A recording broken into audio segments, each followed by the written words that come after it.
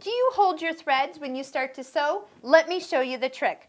First off, if you start with your needle just at the edge of your fabric, meaning the first stitch will land in fabric, but as close to the edge as possible, you don't have to worry about holding these threads.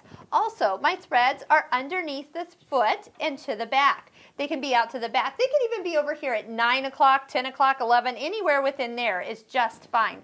As you lower your foot down and you can see fabric down through that little area, you know you can go ahead and start. Now the reason I can start is because of this. The take-up lever is right here at the highest position.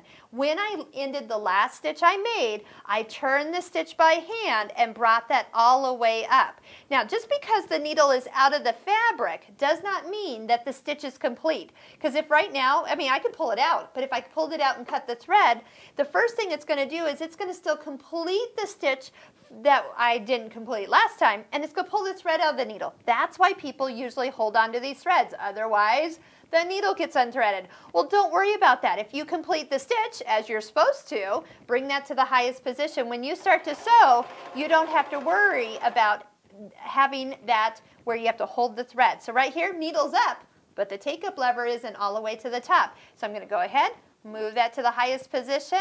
It will solve like 80% of problems that people have with their sewing machine if you'll get into this simple habit of turning the hand wheel. And notice I'm always turning it towards me to finish that stitch. Don't ever turn it away from you, and bring that to the top, and that is easy as it is.